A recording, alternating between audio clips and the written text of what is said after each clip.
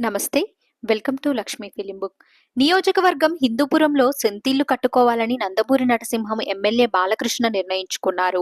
3 సార్లు గెలిపించిన బాలయ్య హిందూపురం ప్రజలకు అందుబాటులో ఉండాలని కీలక నిర్ణయం తీసుకున్నారు.